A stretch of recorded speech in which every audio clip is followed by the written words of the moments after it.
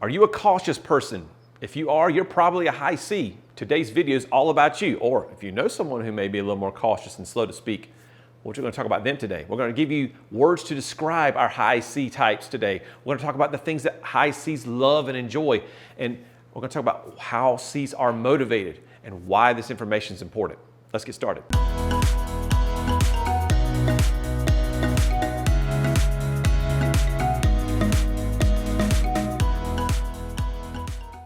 So our high C quick refresher, remember that 10,000 foot view. High C's are reserved and task oriented. They're very analytical, love organization.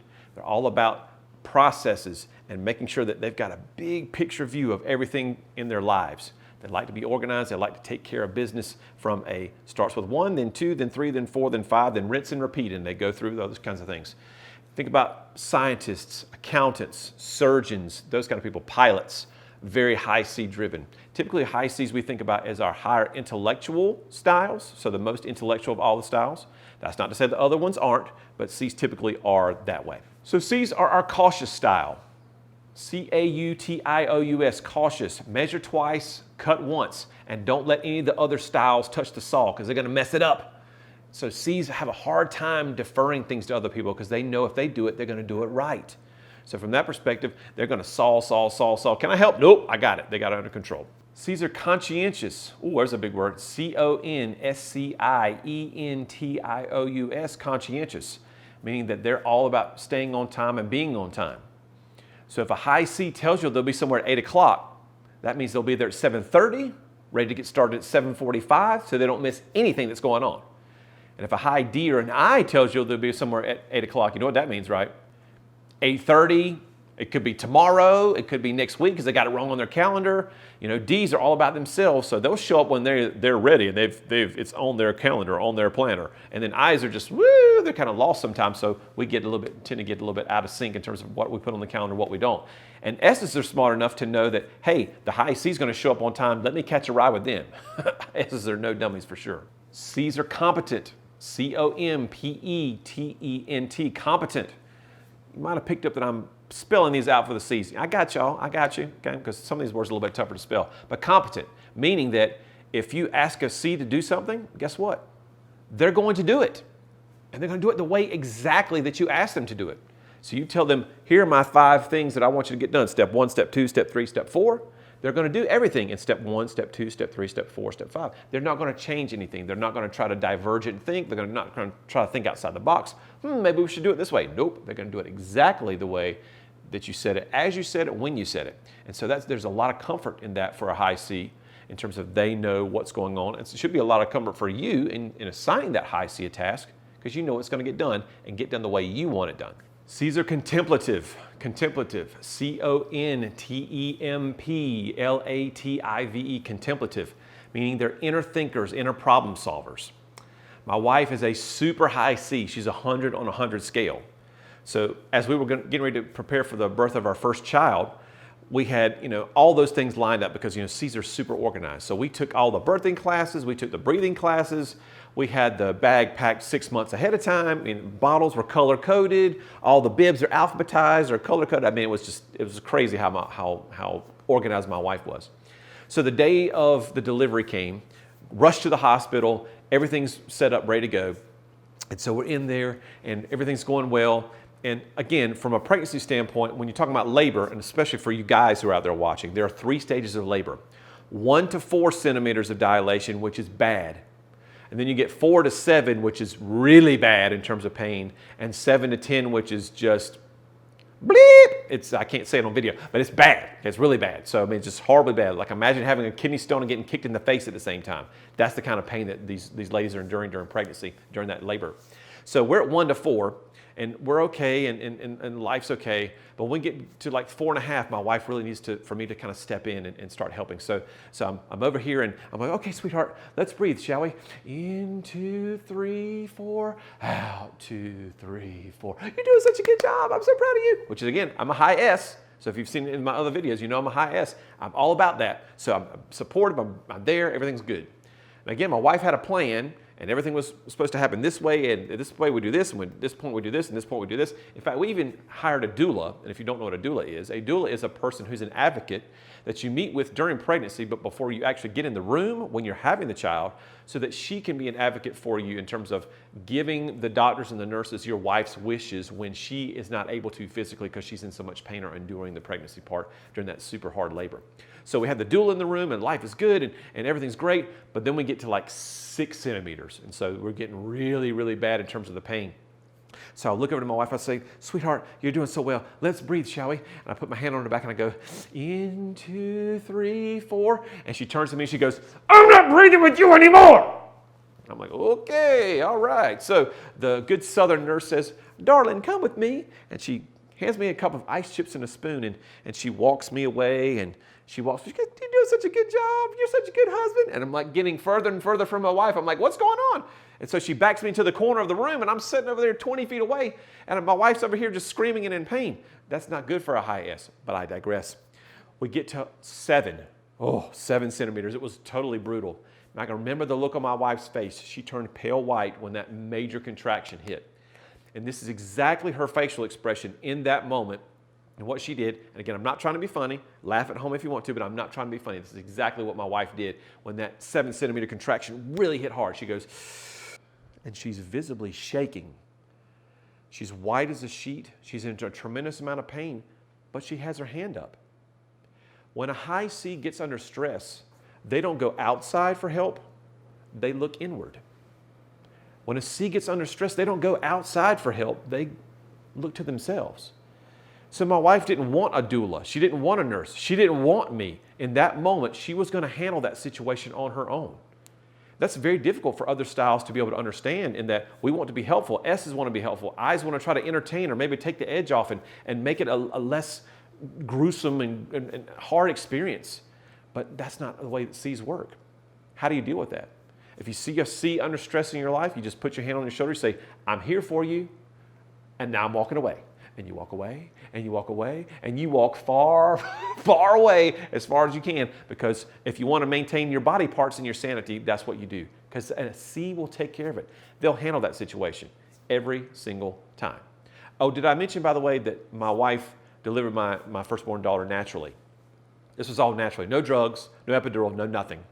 And that was the way it was for all 5 of our kids. One of them, we tried to get an epidural, and the anesthesiologist missed when he was putting it in. And so by that time, here comes that child was coming. So that's not a badge of honor for my wife. She doesn't see it as that way. But again, that's just another indication that C's don't need crutches. They don't want crutches. They don't want drugs. They don't want other things interfering with something. They can handle it. They can take care of it. Now, personally, I think my wife's a little, but that's how she wants to handle that situation. And in that moment, we have to let them do that. No matter how much pain it causes us, we need to let them get through those hurdles themselves. C's are calculating. Calculating, C-A-L-C-U-L-A-T-I-N-G, calculating. Now, I'm not talking about the devious kind of calculating, let's say like from Schmeagol of Lord of the Rings, who would be like, oh, my precious, or this phone is the nicest phone ever, or it's mine, it's all mine. No, not that kind of, but that was pretty good though, wasn't it? That wasn't bad. No, calculating in terms of numbers, like 4 plus 4 is 8, give me algebra, give me calculus, give me science, physics, those kinds of things. Don't give high C's all of this interpretive stuff like English, where we have to determine what's the symbolism of this author in this particular story. Who cares why the shirt was red? They just like red. Maybe the red was their favorite color. They don't like abstracts. They like absolutes. So they're based in logic. They're based in fundamentals. So that's why C's are really driven by math and science, typically, in terms of their career choices. And C's are consistent.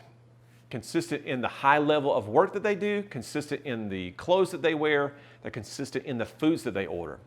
Now, my wife and I have 5 kids, so we spend a lot of time in the minivan going to activities like band or soccer or whatever like that. So we do order a lot of fast food. I know, don't shame me, but it is what it is. So let's say our kids are dropped off and they're all at band for the day. We're going to go to Taco Bell and pick up some food. So my wife is driving and I'm in the passenger seat here. And so we get to Taco Bell. That's a bad restaurant, I know, in terms of your choices for nutritional value are limited, but that's where we are. I know exactly what my wife is going to get every single time we go to Taco Bell. She's going to order 2 chicken soft tacos, an order of nachos, and a medium Pepsi every freaking time. Every time. It's just so frustrating for me. But for her, she likes that consistency. So we pull up, she's driving, I'm in the passenger seat. We get this, welcome to Taco Bell, can I take your order? And she says, yes, ma'am, can I have 2 chicken soft tacos and order nachos and a medium Pepsi, please? Will that be all? She says, no. And I do my typical high I thing, which is, what comes on that crispy chalupa nacho taco thing? No, I don't want that. You got any specials today? And by this time, my wife is shooting laser beams out of her eyes going, Taco Bell, oh, fine. Okay, just give me a hard shell taco. Is that chicken or beef? And then we're out of there. I'm not eating dinner that night, apparently. I get dropped off on the side of the road. She's going to Subway. Who knows what's going to happen? But she doesn't understand why I want to look at the menu every time. Well, as an I like to be improvisational. I like to be creative. I like things to change. Not C's. C's love consistency in terms of waking up and going to bed. Consistencies of the things that they're doing in their job. Consistent in terms of what they do on the weekends. Consistent in the food they order. The I's and D's really struggle with that, but C's love that sameness. Kind of like what we said with the S's. They like that continuity and that consistency overall. Now C's, I love you.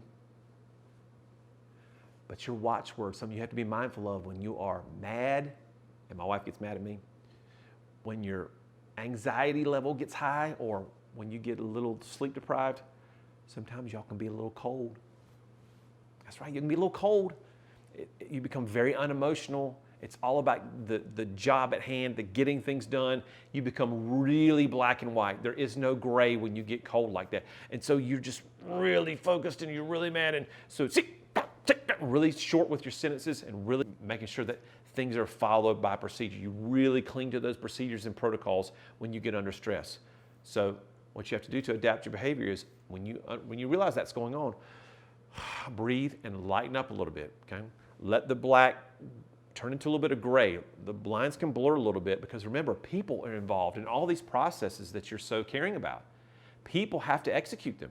And if you don't treat people in a way that they're going to feel like that they're appreciated and supported and loved, then you're not going to get buy-in from them. So breathe and learn to smile a little bit more under pressure. And that will help you in terms of your communication skills, and that'll take them to the next level. C likes. What do C's like? Well, first of all, C's like to be right.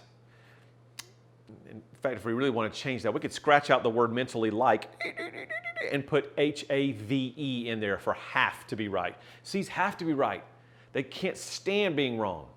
So when we're talking about being right and wrong, sometimes we have to apologize. Let me show you how the different styles apologize if I could. Here's how a D apologizes. Sorry! Wait a minute, who's mad at who? I'm confused there. So I need like a card or something because that high D was kind of in my face. Here's how an I apologizes. Oh man, I'm sorry, we cool, high five, woo! All right, just getting back to friends as fast as we possibly can. We're playing golf this afternoon. I'm gonna smile and just wave. Okay? Then an S. An S is more subtle, so S is more like, oh, man, I'm sorry, Alicia. I was pulling in. I know we were doing some filming today, and I backed into your car. I know you just got the tires changed, brand new brakes on the car and everything. Here's my business card. Here's my social security card. Here's my firstborn's birth certificate. Whatever I can do to make this right, I'm going to have your car fixed by the end of the week. I promise. I'm so sorry. And they mean it. They're so sincere about it. And then here's how a C apologizes. They don't, ever. They're never wrong. A C is cautious, remember. They're not going to speak unless they know they're going to be right. Don't make bets with C's because you will lose every single time. So C's are not going to apologize very often because they have to be right. That's just who they are. C's like to know what's expected of them. They certainly love that. So when you go into a classroom as a high C, the first thing you're looking for is where's the schedule for what we're doing today? What's the homework assignment going to be? What topics are we covering? They want to know what the expectation is because, again, that gives them comfort. If there's nothing on the board, they're like, oh my gosh, what are we doing today? Are we having a lab? I didn't prepare anything. Oh my gosh, do we need a textbook? Are we going outside? That makes them stressed out. So there's a lot of comfort in that. C's like an established pattern. Do this, do this, do this, do this, and repeat. Step 1, step 2, step 3, step 4, and over and over and over. So they love those patterns. And they love having that step by step. So what D's and I's might find just terribly monotonous, C's embrace because that pattern is logical. It makes sense to them. And so when I'm hiring a lot of C's in my organization, which I do for my medical billing company, I have to have folks who are task-oriented, folks who are going to be on point, self-motivated, because a lot of our folks work from home. So in that particular case, they love that monotony of coming in and knowing that it's the same thing over and over again. And I said monotony because as an I just can't see how they love that and embrace that. And so what happens when I try to promote some of these people? Let's say if I say, hey, Sally, you would make a great manager. You've been with us for 3 years. If she's a high C, she's gonna be like, but wait a minute, that's a pay raise, and you're gonna be able to teach people, They put up a lot of resistance. Why? Because people add a variable in that equation. Right now, they're coming in and they're doing their thing every day. They're building their widgets, if you will, okay? Whether that's building a claim or processing a payment or doing follow-up or whatever it happens to be. But if I ask them to go help others do that, now they're people involved. Remember, C's are task-oriented. They're not people-oriented. So they don't like that interaction as much as the people-oriented folks do on a daily basis. They would rather put their headphones on, sit in their cubicle, and they listen to Yanni or they listen to headbanging music, whatever it is, but doing their thing over and over. There's comfort that. Again, D's and I's, we would freak out. I mean, we would leave that company in 3 days if we had to do that every single day. C's love it. C's love clear instructions. They're going to follow what you say, when you say, and how you say it. So as a leader, if you are leading other C's, you got to know that they're going to start with 1, then 2, then 3, then 4, exactly how you said it. So if they mess up a process, that's on you. So if you have a high C child and you tell them to clean their room, you didn't really give them step-by-step instructions. Just like when I was in the classroom and folks came in and they said, okay, take notes on this chapter. Well, how can I expect my high C's to do anything other than panic if I haven't taught them how to take notes yet? I can't ask them to do something that I haven't taught them how to do, or that expectation is very, very wrong. So C's want to know what's expected of them, and they're going to have those clear instructions. Start with this, then do this, then do this, then do this. And they'll execute for you every single time. C's love finishing what they start. These are the folks who make these long to-do lists every day, whether that be the laundry and the garbage taken out and getting this done and this proposal sent out. They're going to check those boxes, and they're not going to go to sleep until all 32 of those tasks have been completed for the day. I don't care if it's 2 o'clock in the morning or 5 a.m., they can't sleep because they have to start every day with that clean slate. That's how they're wired. Because again, they are checking boxes to do, but it has to have a logical progression and a logical order to it. But once that logic is in place, they can knock it out, they can breathe easy, and then they can go to sleep. And C's love organizing things. Man, do they love organizing things. These are the folks who go to IKEA, like my wife and I did a few years back, and we spent 9 hours there. It was the craziest thing. We had our 5 kids with us. It was just crazy. But we had to get these boxes that were all over our house off the floor for my wife to lose that anxiety that she had been carrying around for so long. So we built all those shelves in 3 weekends, got all the stuff put in the bins, closed the door so you couldn't see it anymore. And then she could breathe, finally. So don't underestimate the fact that your high C's are going to want to have things alphabetized and color-coded and all of those things that give them order to life. They are the style of order. Whereas I's are the style of improvisation and flexibility, C's are all about order and rigidity. They love to have things in their proper place all the time. A tidy house for a C is a mandatory.